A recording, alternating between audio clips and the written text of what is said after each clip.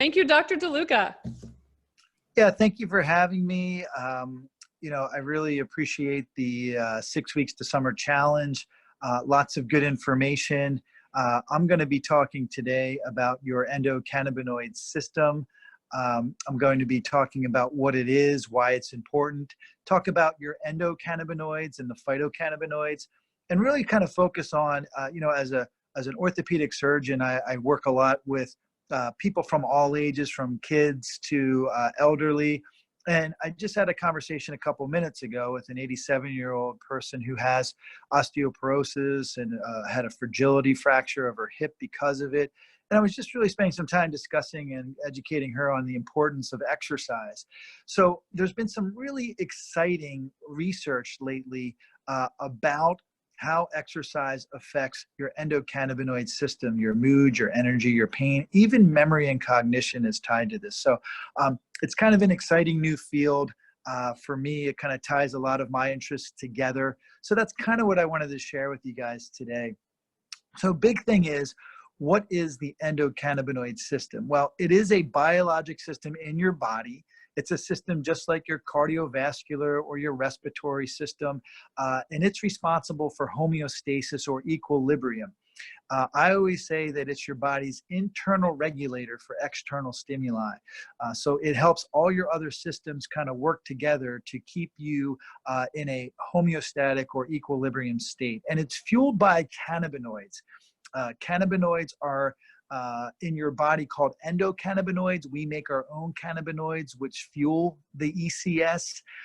They're anandamide and 2-AG, but we can also get cannabinoids from our environment. Just like you may take vitamins or minerals for certain things, we also can take phytocannabinoids to help replenish deficiencies in our endocannabinoid system. The endocannabinoid system is responsible and contributes to the regulation of your body's pain, inflammation, sleep, cognition, appetite, and therefore weight loss or weight gain, mood. It's very involved in your immune system, your gastrointestinal system, your reproductive system. It really is throughout every other organ system in your body. And it's exciting to talk about how it works. So it works through these receptors called your CB1 and your CB2 receptors. The CB1 receptors are more focused in your brain and central nervous system, your peripheral nervous system. The CB2 is more in your organs throughout your body, in particular your immune system. In the central nervous system, peripheral nervous system, the CB1 receptors are responsible for, mood. They are responsible for memory and cognition, appetite, pain. In the CB2 receptors, again, we talked about that being in your immune system and reproductive system. They're responsible for inflammation, cytokines, or your body's anti-inflammatory enzymes and things. So through these CB1 and CB2 receptors, your endocannabinoid system will modulate and influence a variety of physiological systems, including physical, psychological, and emotional. And that's really kind of where this is going to tie into exercise. So here they are. This is the endocannabinoids. Again, they're endogenous, meaning that we make them. We have them in our body. In the brain, they work as neurotransmitters, much like all the other neurotransmitters in your brain. In the periphery, they work like hormones, much like other hormones we have. And in the brain, it's primarily anandamide, and in the periphery, it's 2-arachidonoglycerol, or 2-AG. Phytocannabinoids are CBDs and cannabinoids that come from the cannabis plants. Cannabis plants can contain THC or CBD. We know that THC is the psychotropic, or the thing that causes the high in the cannabis plant, and the CBD is the non-psychotropic or non-intoxicating cannabinoid in the cannabis plants. So those are two that we can use, again, to kind of replenish our deficient endocannabinoids. Now, the endocannabinoids, when we study those, anandamide is actually a pleasure neurotransmitter in your brain. It helps with appetite and sleep, pain relief. When it's deficient, you could have anxiety, stress. We're even finding that deficiency in anandamide can be tied to chronic headaches. Anandamide is actually found in chocolate, and it's therefore known as the bliss hormone. Oxytocin increases anandamide production. Oxytocin is released with sexual activity. And also in the past, we thought that the runner's high came from endorphins, but actually it comes from increased anandamide. And we're going to talk about the study that showed us that. 2AG, again, more in the periphery. Every white cell in our body has a CB2 receptor, and 2AG has an affinity for the CB2 receptor. So it's really important for modulating the immune function and system. It's neuroprotective, acts as an antioxidant in the brain. It's released when tissues are injured, so it's important for tissue repair and tissue healing, which again, when we talk about exercise, it's very important. It regulates energy. Again, exercise important here. It suppresses seizure. It regulates your blood flow to different sort of organs, and that's how it affects your blood pressure. And it regulates information in your gastrointestinal tract as it transmits signals to your brain. So these are our body's own cannabinoids. The phytocannabinoids, again, come from the cannabis plants. There are THC, CBD, CBG. There's actually close to 120 cannabinoids in the cannabis plant. In the hemp plant has less than 0.3% THC by definition. So when we talk about CBDs, we're talking about the ones from the hemp plant. So there's not much THC in there, but there's all the other cannabinoids. CBG is actually the mother cannabinoid. That one creates all the other ones you see there, and it has very specific health effects. One of the CBDs is called cannabidiol, and that is listed down there in that big yellow section. That just lists some of the many, many properties that CBD has been shown to have benefits for. So phytocannabinoids are important because they can supplement deficiencies in our own endocannabinoid system. And when we use the hemp plant and we use what's called a full spectrum, we're getting vitamins, minerals, proteins, omegas, flavonoids, terpenes, and we're actually getting what's called the entourage effect, where all these individuals work better when used together. So when you use the CBD in a full spectrum hemp, you're getting vitamins, minerals, proteins, omegas, flavonoids, terpenes, and they all work better than if you were to just use the CBD alone. And again, the reason I mention that is because these phytocannabinoids will help to replenish or support your endocannabinoid system, because our endocannabinoids are made in we have very small amounts and are not there for a very long time. So that brings me to the real topic I wanted to discuss, which is exercise and your endocannabinoid system. I'm going to go over a couple of papers and just kind of summarize them, but this is what I'm interested in, is the science behind the ECS. In the British Journal of Sports Medicine in 2004, they looked at endocannabinoids in exercise. And this is where they hypothesized that a runner's high, or the second wind that runners and athletes get, was related to endorphins. Endorphins in your brain are epinephrine and norepinephrine. Then they thought maybe it was a production of our own body's endogenous opioids. Opioids affect immune receptors. Classic one is morphine. Our body makes substances that are similar to opioids. And they thought, well, maybe the runner's high or the second wind was coming from endogenous opioid production. They also hypothesized that it could have been coming from steroids in our body. When you exercise, you release glucocorticoids, which will help increase your body's blood sugar to give your muscles energy.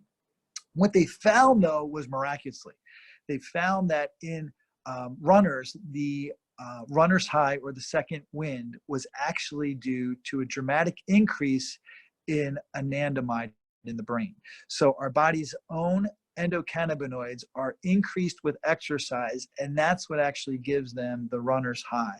So it's not all those other things. It's actually your endocannabinoids, your endocannabinoid system interacting with all the other systems throughout your body, giving you that sense of bliss, euphoria, that extra energy you need. Another paper in 2012 was titled "Wired to Run Exercise-Induced Endocannabinoid Signaling in Humans with Implication for the Runner's High." This looked at a little bit more specifically what they found in 2004. And they found that the increase in anandamide with exercise actually increased the activity of the CB1 receptors in your brain, okay? And one of the other things they found, and I always find this interesting, I take care of a lot of different athletes. And again, you don't have to be a high competitive athlete to benefit from what I'm talking about here. But a lot of these studies were done in the higher competitive athletes just because of kind of some of the unbelievable things that they can do. And why can they do it? I've had patients, believe it or not, who ran marathons and came in with fractures in their shins, in their ankles. And they didn't ever have to stop running during the marathon. And they said, I didn't feel anything till a couple minutes after I stopped. And then I had this intense pain.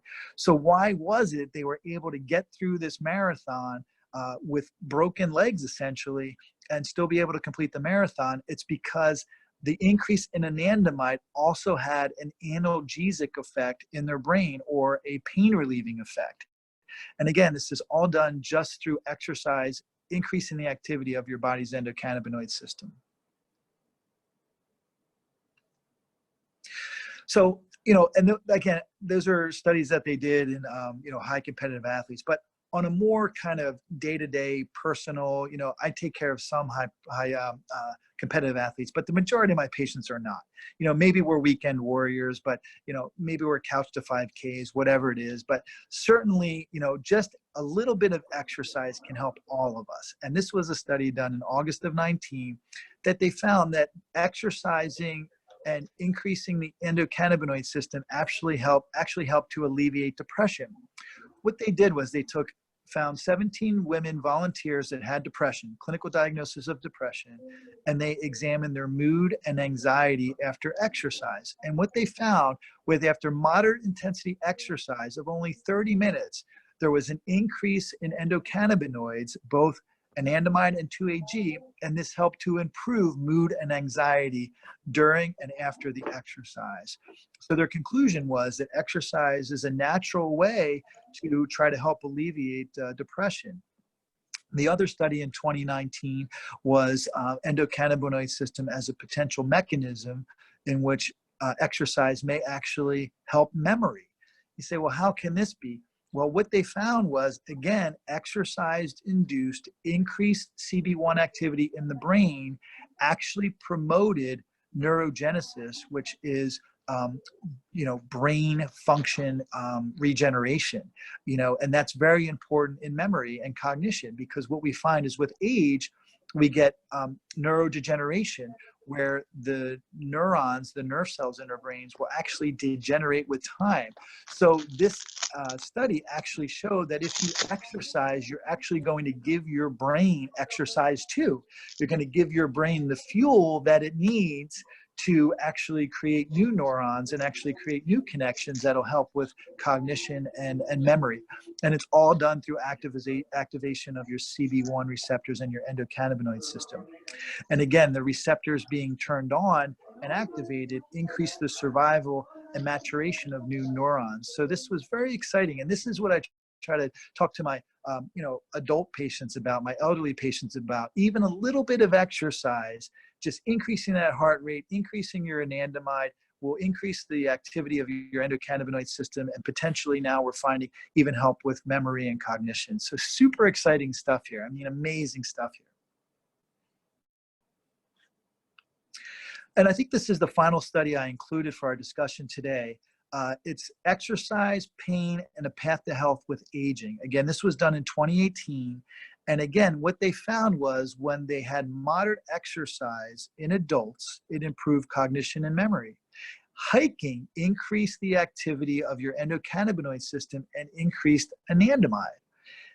Exercise that increased anandamide actually activated this brain-derived neutrophilic factor, which was associated with improving depression after exercise, and may actually be responsible for increasing the brain function and new generation in the brain with exercise. Both anandamide and 2-AG increase during exercise. After exercise, 2-AG will normalize, but anandamide remains elevated. So even after you're done exercising, your body's still going to have that bliss hormone elevated for a period of time. And during exercise, again, 2-AG is responsible for getting blood flow throughout your body. It's involved with, redirecting signals into your muscles and things. That's active during exercise. And even they did a study and they looked at Tai Chi. Now, Tai Chi is a martial arts that's very body controlled. There's no contact in it. It's very low demand on joints and muscles, but it's a whole body system type of martial arts that has been shown to help with relaxation, muscle stability. It's good for your joints. It's low impact. And what they're finding is even the health benefits of Tai Chi are probably mediated by your endocannabinoid system. So in summary, you know, the benefits to exercise is that even a moderate exercise, yeah, you can go to the next slide, that's good. Even a moderate degree of exercise will increase your endocannabinoids. Again, in the brain, it's anandamide, that's our own naturally occurring endocannabinoid. In the periphery, it's 2-AG. So exercise will increase both of those. The activation of your endocannabinoid system helps reduce pain, improves mood. It's been shown in the studies that I quoted there to reduce depression. It increases your energy. And again, from those studies, it even improves your memory and cognition. These things are amazing. Your endocannabinoid system can help modulate all these things just through 30 minutes of moderate exercise a day. So my recommendation for all of you out there, and especially during this time where we're being told we have to be cooped up inside in a quarantine, you know, the others have talked about, you know, the importance of getting out in the sun and your diet and your health. Well, adding 30 minutes of exercise per day can stimulate your endocannabinoid system to keep your mind and body healthy. That includes walking, running, biking, hiking, even a little bit of Tai Chi is all helpful. So that's really the message I wanted to kind of relate to you all today. Obviously, you know, when we talk about the phytocannabinoids and CBDs and things, that's for another time in another lecture. But those things also work through enhancing your body's own endocannabinoid system, affecting the CB1 and CB2 receptors, increasing your body's anandamide and things. So all of these things can be very helpful and important for you. But the key here is that exercise activates your endocannabinoid system and you get a lot of positive beneficial health effects from that activation. Thank you.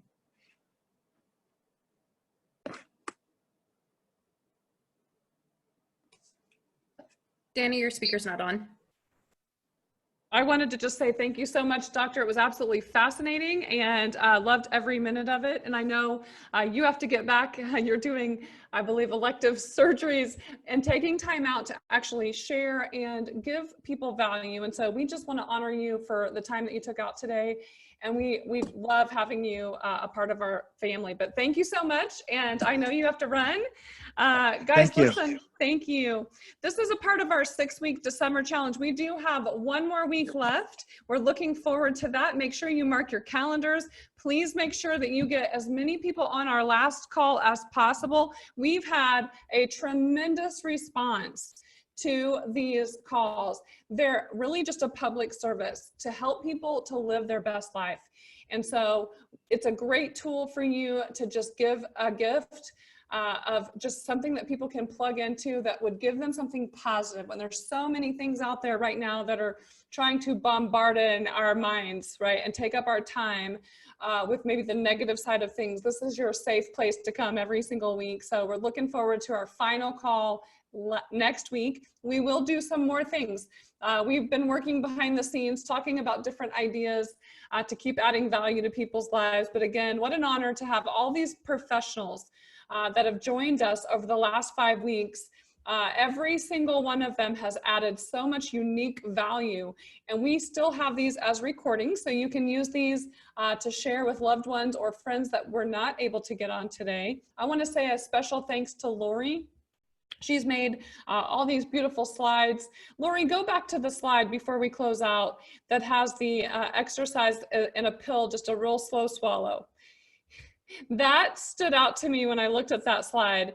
I love the runner's high. All that is so important. It was a little funny. I think it was the very first one of the guy at the doctor's office.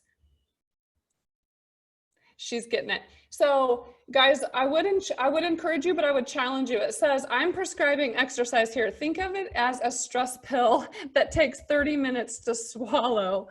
Here's what I know. We don't always feel like working out. I know I don't. I have to force it. But when I do, everything he said is accurate. Every single time I force myself to just for a walk, I can tell a difference in my mood, thinking, and energy level. And so even if the weather's not in great, you know, maybe you're in a place that's too windy, or it's